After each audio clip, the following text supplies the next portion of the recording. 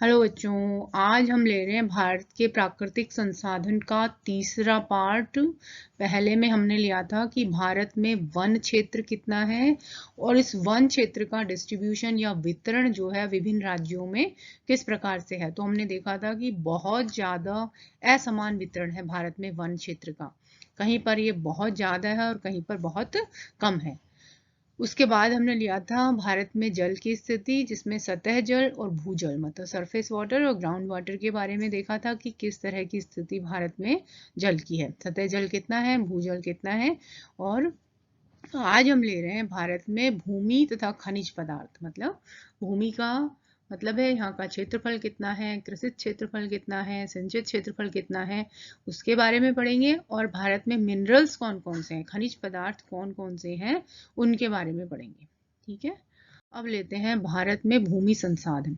तो इसमें मेनली तुम्हारे बनते हैं ऑब्जेक्टिव टाइप क्वेश्चंस कि ये पूछा जा सकता है भारत का कुल भौगोलिक क्षेत्रफल कितना है, कुल कृषि योग्य भूमि कितनी है, कृषि के लिए कृषि योग्य व्यर्थ भूमि कितनी है, कृषि के लिए अनुपलब्ध भूमि कितनी है। तो ये सारी चीजें हम लेंगे। तो सबसे पहले हम ले रहे हैं कि भारत में जो है भारत का जो कुल भौगोलिक क्षेत्रफल है वो 32.87 करोड़ हेक्टेयर है। मतलब 32.87 करोड़ हेक्टेयर जो है कुल ज्योग्राफिकल एरिया या भौगोलिक क्षेत्रफल है।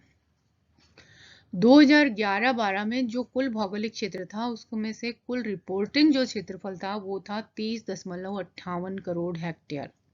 और इसमें से वन क्षेत्र जो था वो कुल रिपोर्टिंग क्षेत्रफल का 22.9% था। मतलब जितना कुल हमारा रिपोर्टेड एरिया है उसके केवल 22.9% भाग पर हमारे देश में वन पाए जाते हैं।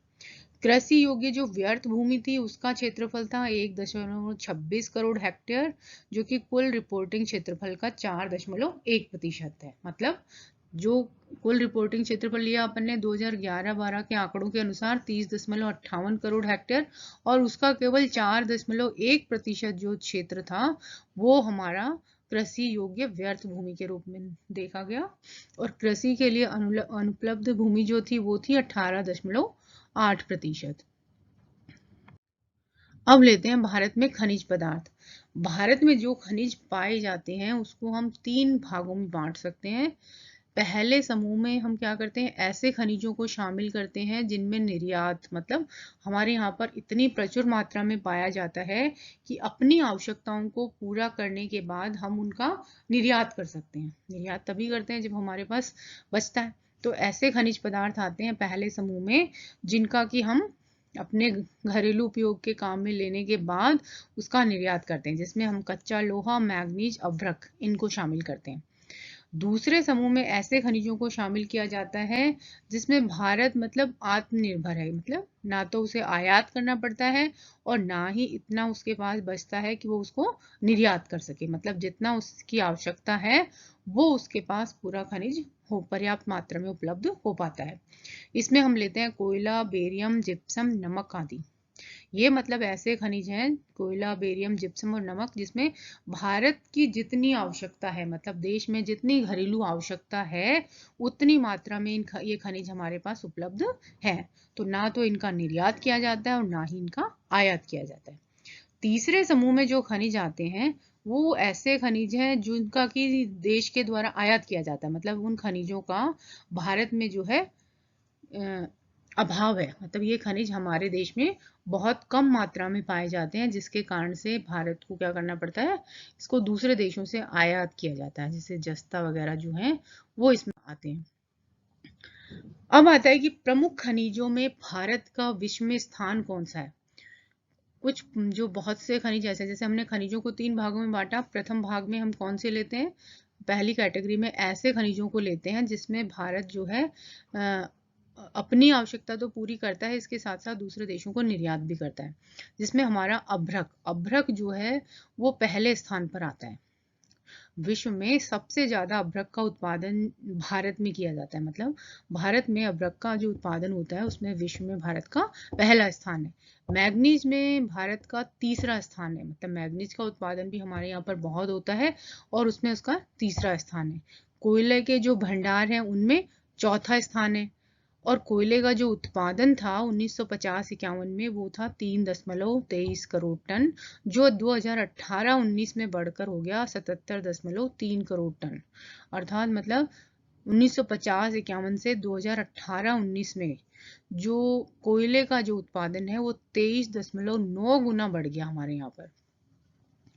पेट्रोल जो है 1950-51 में हमारे यहाँ पर जो उत्पादन होता था भारत में वो 3 लाख टन था, जो 2018-19 में बढ़कर हो गया 3.42 करोड़ टन। मतलब कई गुना ज्यादा ये बढ़ गया। जैसे कोयले का उत्पादन 23.9 गुना बढ़ गया, इसी तरह खनिज तेल का उत्पादन भी हमारे यहाँ पर बहुत ज्यादा बढ़ गया है।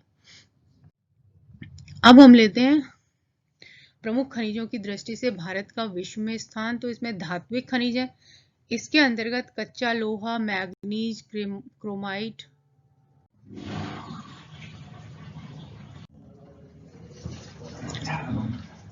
क्या है? इसमें हम धात्विक खनिजों को लेते हैं। धात्विक खनिजों के अंतर्गत कच्चा लोहा, मैग्नीज, क्रोमाइट तथा अन्य लौह खनिजों को शामिल किया जाता है। कच्चे लोहे का उत्पादन जो है 3 लाख टन से बढ़कर 12.9 करोड़ टन हो गया 2014-15 में। और जो भारत का सबसे ज्यादा लोहे का जो उत्पादन, कच्चे लोहे का जो उत्पादन होता है वो कर्नाटक, आंध्र प्रदेश, राजस्थान और तमिलनाडु में पाया जाता है। मैग्नीज जो है इसके उत्पादन में पहले हमने देखा कि भारत का दूसरा स्थान है, और दूसरा इसका उपयोग जो है मैग्नीज का अनेक उद्योगों में किया जाता है। और इस धातु का सबसे ज्यादा उत्पादन जो होता है उड़ीसा, महाराष्ट्र, मध्य प्रदेश, कर्नाटक और आंध्र प्रदेश में होता है।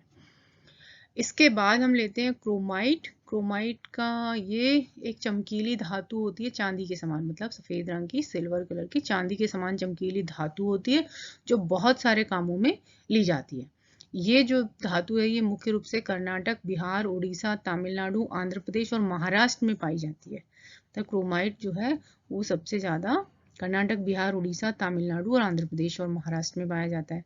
बॉक्साइट, बॉक्साइट जो है उसका उपयोग करते हैं हम एल्यूमिनियम तैयार करने में और तेल साफ करने में। मतलब सबसे ज्यादा बॉक्साइट का उपयोग होता है या तो एल्यूमिनियम को बनाने में या तेल को साफ करने में किया जाता है।